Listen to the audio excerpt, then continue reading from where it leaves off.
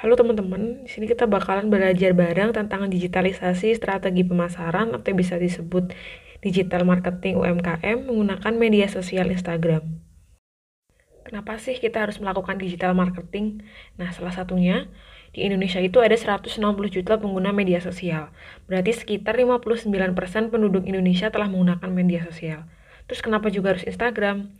Jadi, di Indonesia sendiri ada 63 juta pengguna potensial Instagram.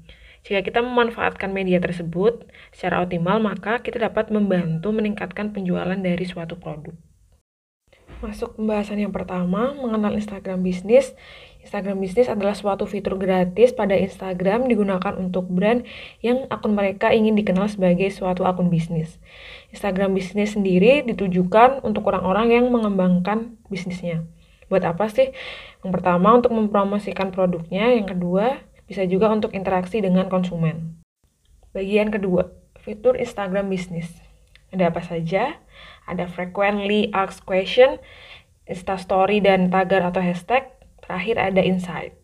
Fitur yang pertama, frequently asked question atau FAQ, itu berisi daftar saran pertanyaan yang bisa diajukan pelanggan di awal obrolan dengan jawaban yang sudah otomatis disiapkan. Jadi untuk mempermudah pelanggan untuk mendapatkan tanggapan dan juga owner lebih mudah untuk menyortir dari pertanyaan. Contohnya, pengiriman akan dilakukan setiap hari. Nah, nanti orang sudah mendapatkan jawaban bahwa jawabannya adalah misal pengiriman hanya dilakukan pada hari Senin sampai Sabtu. Fitur kedua ada Instastory dan tagar. Nah, Instastory itu adalah sebuah postingan yang akan muncul selama 24 jam. Di sini digunakan untuk mempromosikan usaha dan meningkatkan kunjungan konsumen terhadap akun kita. Jadi semakin menarik, masih bahkan menarik pelanggan. Tagar sendiri nanti untuk menjangkau lebih banyak pelanggan atau orang untuk melihat produk kita. Misal kita kasih contoh hashtag keripik kentang. Nah, nanti orang yang nyari di search bar Instagram keripik kentang bisa aja tuh melihat dari produk kita karena hashtag. Yang ketiga ada fitur insight. Ini adalah fitur andalan dari Instagram Business yang nantinya memudahkan kita untuk mengamati performa dari akun tiap harinya. Kita bisa melihat dari banyaknya pengguna yang tertarik terhadap produk yang dijual, variasi usia, jenis kelamin, lokasi. Ya, nantinya kita dapat melakukan evaluasi konten dan akun menggunakan data dari insight. Selanjutnya, mengenal lebih jauh fitur Insight. Jadi ada dua cara untuk masuk ke halaman Insight. Pertama, langsung klik pada menu di bawah Edit Profile, atau yang kedua, klik pada bagian kanan atas, di pojok kanan atas, seperti yang udah ditandain, terus kita klik menu Insight. Nanti kita akan masuk ke halaman utama Insight, yaitu Recent Highlight. Ada 3 data penting di Recent Highlight. Yang pertama adalah akun yang dijangkau, kedua akun yang berinteraksi, dan ketiga ada jumlah pengikut.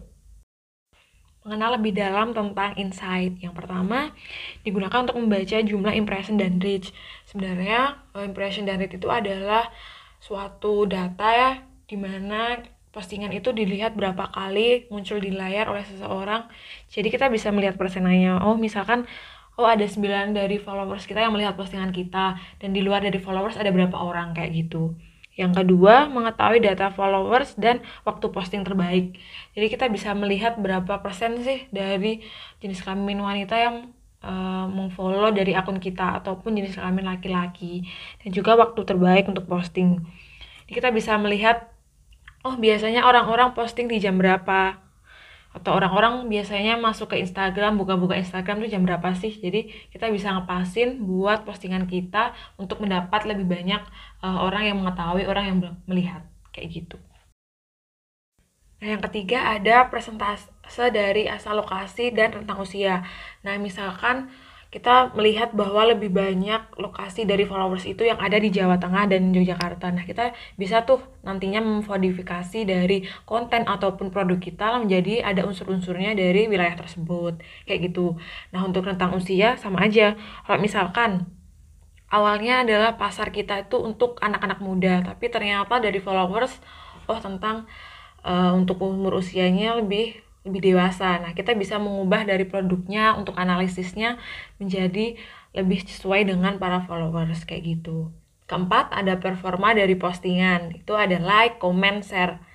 Nah, kalau kita tahu gimana konten yang banyak like-nya, komennya itu yang kayak gimana sih, kita lebih tahu, oh misalnya yang pakai video, ya berarti nantinya kita akan menggunakan tipikal konten tersebut untuk mendapatkan timbal balik yang lebih banyak, untuk mendapatkan like, komen, ataupun kunjungan lebih banyak dari pengguna Instagram, kayak gitu.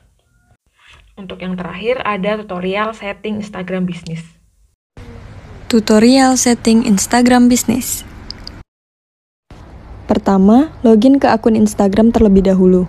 Kemudian, buka bagian profile, klik tanda garis 3 di sudut kanan atas, lalu pilih setting atau pengaturan, dan pilih menu account.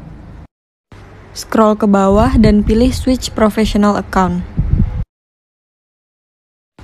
Kemudian, pilih kategori sesuai bidang usaha, dan kategori ini bisa dimunculkan di profile atau tidak.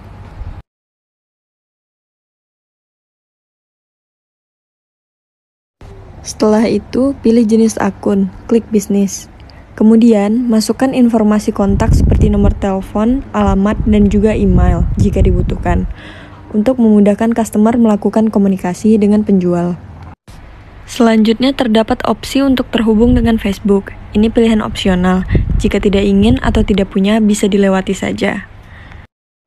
Selesai, gampang kan?